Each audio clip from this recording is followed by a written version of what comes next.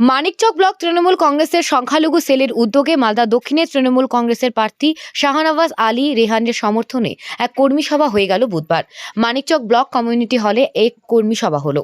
এই কর্মী সভায় উপস্থিত ছিলেন মালদা জেলা তৃণমূলের সংখ্যালঘু সেলের সভাপতি টিঙ্কুর রহমান বিশ্বাস, মানিকচক ব্লক তৃণমূল কংগ্রেসের সংখ্যালঘু সেলের ব্লক সভাপতি বাবুল আক্তার, মালদা জেলা পরিষদের জনস্বাস্থ্য কর্মাধ্যক্ষ কবিতা মণ্ডল, মানিকচক পঞ্চায়েত সমিতির সভাপতি পিঙ্কি মণ্ডল, মানিকচক পঞ্চায়েত সমিতির সদস্য ইমরান হাসান, মানিকচক ব্লক যুব তৃণমূল কংগ্রেসের সভাপতি শহীদুল হক সহ ব্লক অঞ্চল তৃণমূল কংগ্রেসের সংখ্যালঘু সেলের নেতাকর্মীরা। সব মিলিয়ে বেশ জমজমাট কর্মী সভা হলো।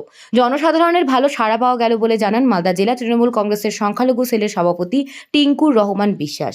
মালদা দক্ষিণে তৃণমূল কংগ্রেসের প্রার্থী শাহনওয়াজ আলী রায়হানের জয়ের ব্যাপারে 100% আশাবাদী তৃণমূল সংখ্যালঘু সেল নেতৃত্ব। মালদা মানিকচক থেকে রবিউল ইসলামের report, news prime Times. Manikchak block Trinamool কংগ্রেসের মাইনরিটি সেলের কর্মী সভা ছিল আজকে।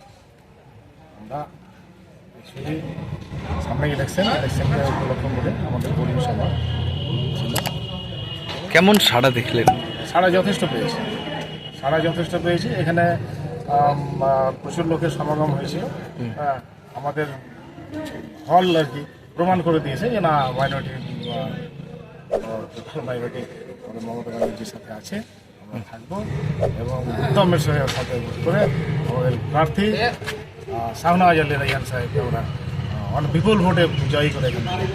কর্মী সমর্থকদের কি বার্তা দিলেন এখান থেকে? কর্মী সমর্থকদের বার্তা দিলাম যে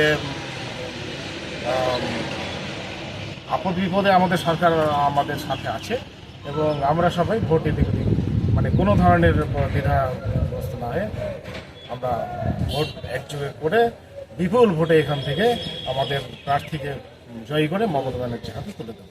প্রার্থীর সমর্থনে কর্মী সভা, কিন্তু প্রার্থীকে দেখা গেল না কেন? প্রার্থীর সমর্থনে কর্মী সভা, কিন্তু প্রার্থী অন্য একটা প্রোগ্রামে বিজি আছেন। হ্যাঁ, আমরা ওটা একটু লেট করছি প্রোগ্রাম করতে আছি। হ্যাঁ, তো ওই জন্য প্রার্থী না হয়। কিছুদিন পরে তো আর 20টা দিন পরে ভোট, তার মধ্যে 20 দিন আগে কর্মী সভা করা হচ্ছে, আগে থেকে কেন? না, অ্যাকচুয়ালি কর্মী সভা আমাদের অনেক আগে থেকেই চলছে। হ্যাঁ, অনেক আগে থেকেই চলছে। হ্যাঁ, এবং আমাদের এগুলো মাঝে আরও হতে পারে, আরও হবে। এগুলো আমাদের অরমাপ কর্মী সভা। পরবর্তীতে প্রার্থী থাকবে? হ্যাঁ, অবশ্যই। আমার নাম মোহাম্মদ বাবু আক্তার। আজকে ছিল আমাদের কর্মী সভা, আমাদের মাইনরিটি সেলের ব্যানারে আমরা কর্মী সভা করছি। অনেক আইওটিসি মহিলা সবাই করেছে, আমরাও করেছি।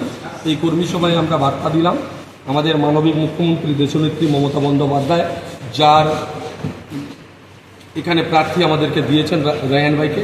আমরা তার সমর্থনে আজকে এই সভা আমরা করেছি। কেমন সাড়া পেলেন? আগামী দিনে জিতবে, যেটা ভারতবর্ষে ঘটেনি, পশ্চিমবঙ্গের মাটিতে ঘটেনি। এবারে দক্ষিণ মালদা তৃণমূল কংগ্রেস পাবে।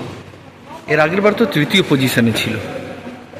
মানুষ পরিবর্তন চাই না, আর মানুষ উন্নয়ন চাই, কাজ চাই, শিক্ষা চাই। দেখা যাচ্ছে কি সংখ্যালঘুরা বিশেষত কংগ্রেসের দিকেও এবার ঝুঁকে পড়ছে।